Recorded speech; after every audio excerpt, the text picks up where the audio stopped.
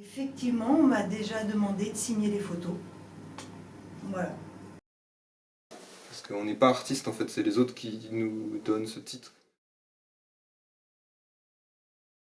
Si l'on se demande à quoi reconnaît-on l'artiste, il faut d'abord savoir ce qu'est un artiste. Quelqu'un qui fait de l'art, me direz-vous. Oui, mais seulement, l'art, ce n'est pas facile de le définir. Art, qui vient du mot latin ars, qui veut dire aussi bien technique que beaux-arts. L'artiste produit donc un objet artificiel au moyen d'une technique. Un objet artificiel ou un artifice, c'est-à-dire quelque chose que l'on a créé et qui n'est pas naturel. Mais l'artisan, qui produit aussi des objets artificiels et non naturels, est-il pour autant un artiste? Et que dire de l'ouvrier, qui se sert même de machines pour créer ces objets artificiels et ne semble plus réellement créer? Alors, ouvrier, artisan ou artiste, à quoi reconnaît-on l'artiste? Eh bien, pour répondre, nous sommes allés interroger Thibaut Verrier et Bénédicte, photographe. Allons-y. Parce que c'est ce qui donne la dimension artistique. C'est pas un simple portrait statique. C'est une attention derrière le portrait, c'est une histoire et un moment. Après, ça se distingue de la photo d'identité, par exemple, parce qu'il y a une histoire. Est-ce qu'on peut dire alors que la photo qui en sort est une œuvre d'art? C'est en tous les cas des pièces uniques. Après, œuvre d'art, c'est peut-être un peu prétentieux, mais chaque photo est unique et correspond à la personne. On crée un personnage. Après, en fonction du nombre de personnes, on crée un couple, une famille, un groupe d'amis. Et après, une fois qu'on a fait les costumes, on met tout le monde en scène. Je mets les personnes en scène. Et après, je prends la photo. Et ensuite, ils choisissent la photo et repartent avec leur photo à l'ancienne. Comme s'ils avaient fait un voyage dans le temps. Tout à l'heure, on a défini l'œuvre d'art comme étant une pièce unique. Et en même temps, ça n'empêche pas d'avoir différents essais du même objet. La même pose, mais voilà, avec différentes expressions. C'est plus un univers qui m'inspire, le sens du détail, la mise en scène, et je dirais aussi un espèce d'instinct. Je ne sais pas dire que que je suis connectée ou quoi, mais il y a des choses qui viennent, qui sont spontanées, et quand je me mets en relation de cœur à cœur avec les gens que j'accueille, et ça c'est très très important d'établir une relation de cœur à cœur. Et c'est ça ce qui donne, je pense, une dimension un peu sacrée dans ce que j'essaye de faire en tous les cas. Effectivement, on m'a déjà demandé de signer les photos. Voilà. Donc ce serait comme une œuvre. D'accord. Ce serait la signature qui attesterait de sa singularité? Oui, peut-être. Qui vient de toi, du moment. Est-ce que le caractère austère, c'est ça qui donne le style à la photographie? En fait, c'est ce qui correspond à l'image d'Épinal. Les gens ont dans la tête que les anciennes photos, on faisait la tête. Donc c'est important pour eux que ça corresponde à ça. Ça dépend de ce qu'ils veulent de la photo après, si c'est se reconnaître comme personne de 2020 ou se reconnaître comme étant celle de 1900. Donc ça veut dire que l'émotion, elle dépend de la rencontre avec l'œuvre, mais aussi de nos attentes. Ça me plaît parce que j'avais aussi certaines attentes. Oui. Oui. On peut dire que l'art transforme le monde. Oui. Il ne fait pas que le représenter, mais il le transforme. Il le sublime, oui. Et j'essaye, à chaque photo, j'essaye de sublimer les personnes. Ça me tient à cœur. Est-ce que tu penses du coup que ça transforme aussi notre regard? Sur nous-mêmes Sur nous-mêmes ou sur le monde? Il y a un écrivain qui dit que l'art, c'est comme de mettre de nouvelles lunettes qui ajustent notre vue sur le monde. Une fois qu'on a vu une œuvre d'art, on va voir le monde différemment. Je pense que ça permet de le voir plus beau. Oui. Et effectivement, ça permet de prendre de la hauteur aussi par rapport aux événements ou par rapport à la famille. Le fait de voir la famille comme ça, si c'est une photo de famille, je pense que ça leur permet de tisser des liens et donc de créer quelque chose de plus fort entre eux. Ça pose un moment et ça dit, là, ça y est, vous êtes ça, vous êtes la famille. Nous avons donc compris avec Bénédicte que l'artiste a une intention particulière pour créer une œuvre unique et singulière, grâce à un savoir-faire et à une technique, mais aussi grâce à son inspiration propre. Il signe son œuvre, que l'on reconnaît par son style. Mais il s'adresse aussi à un public qui reçoit son œuvre, et par cette création, il sublime le monde et transforme le regard de ses spectateurs. Mais peut-on en dire autant de l'artisan, qui tout en produisant des objets utiles, semble lui aussi créer et s'adresser à un public qui a du goût? Allons voir pour cela Thibaut, artisan verrier.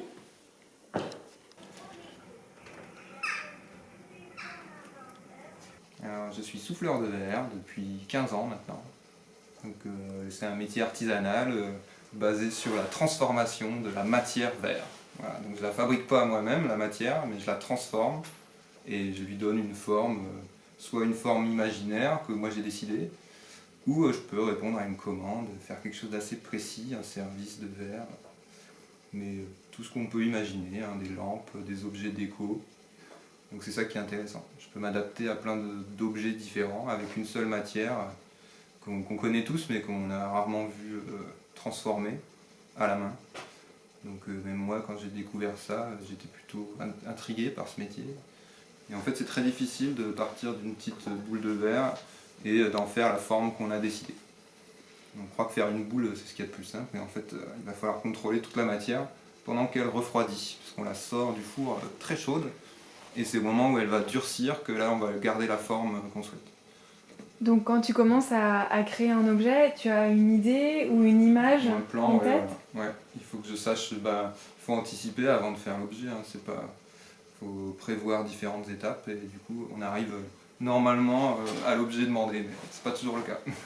Et ce qui rend difficile la réalisation, c'est la matière ou ton aptitude à la réaliser? Les deux en fait, hein, mais c'est plutôt, voilà, c'est jamais de la faute de la matière, c'est plutôt le savoir-faire. Mais on apprend de nos erreurs, donc c'est aussi comme ça qu'on apprend. On ne peut pas toujours maîtriser tout le processus, et c'est comme ça qu'on va apprendre beaucoup de choses. Donc c'est important de rater. Comment est-ce que tu dirais que tu as appris ou que tu apprends encore? Alors j'ai appris de manière tout à fait classique dans une école publique, un CAP. Et en fait c'était plutôt une bonne formation pour moi, parce que c'était juste des gestes, on va dire, répétés pour apprendre à maîtriser le geste. Et après, avec les années, plus on s'exerce, plus on apprend. Donc on fait que apprendre de nouvelles choses. Si vous me demandez de faire une carafe que j'ai jamais fait, ça va être pour moi une occasion d'apprendre encore. Donc ça s'arrête jamais. Et on peut après transmettre le peu qu'on sait déjà, au bout de même 1 ou 2 années de pratique. On peut déjà le transmettre aussi aux débutants.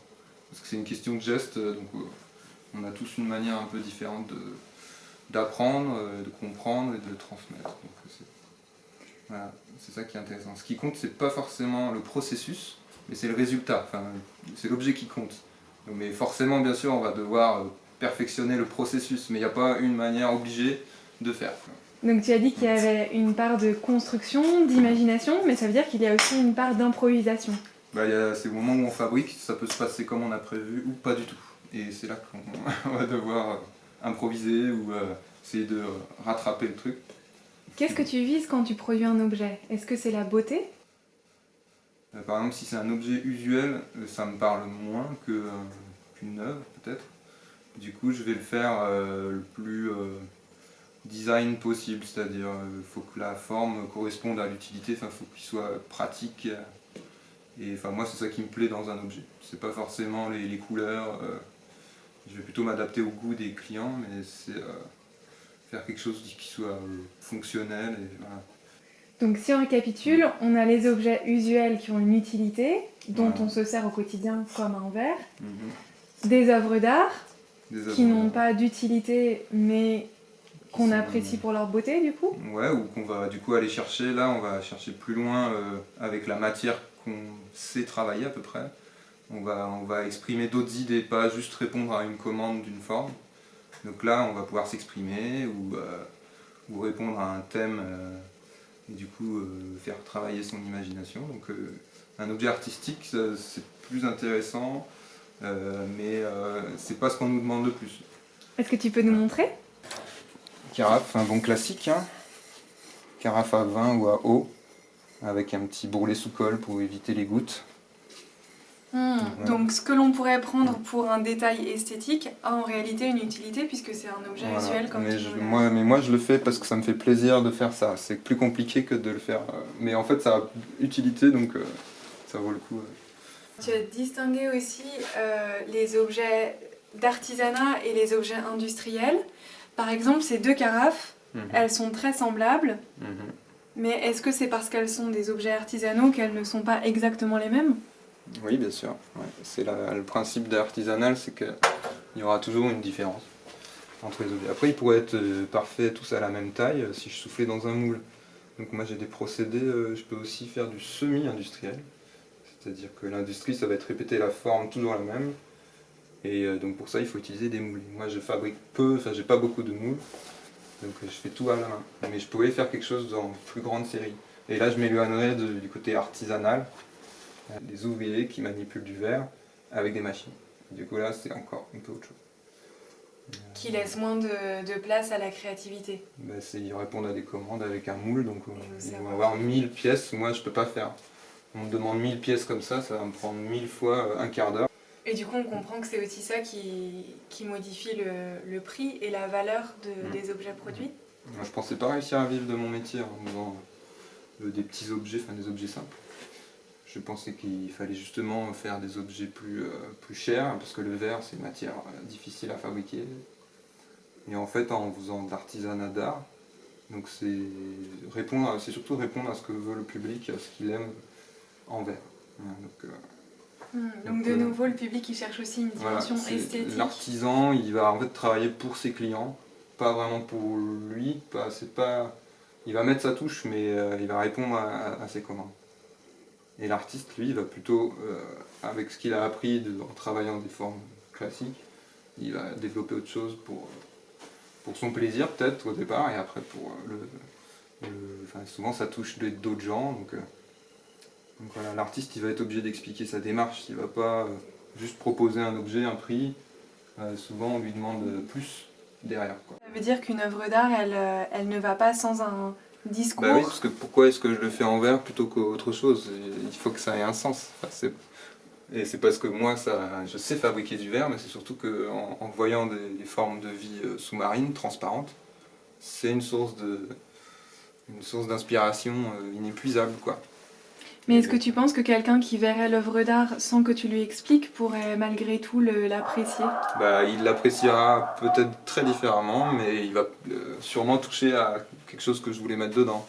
Voilà. Mais effectivement, peu importe s'il ressent complètement autre chose, tant mieux même. Du coup, j'ai l'impression de comprendre ce qui se passe un peu aussi dans les formes de la nature, parce qu'elles sont très belles, les formes de la nature. On peut que essayer de les copier, mais on n'arrivera jamais à créer un truc aussi beau que les organismes, par exemple, microscopiques, quoi. Donc ça me permet de développer mon travail artistique. Donc l'art à la fois se nourrit des connaissances scientifiques et à la fois permet de mieux comprendre la nature. Pour moi, oui. On n'est pas artiste en fait, c'est les autres qui nous donnent ce titre selon ce qu'on produit. Normalement, un artiste, il ne dit pas je veux être artiste, il peut dire je veux que mon travail soit reconnu. C'est ça qui est important, souvent, c'est ce qu'on cherche au début. Et toi, est-ce qu'il y a des sources de reconnaissance?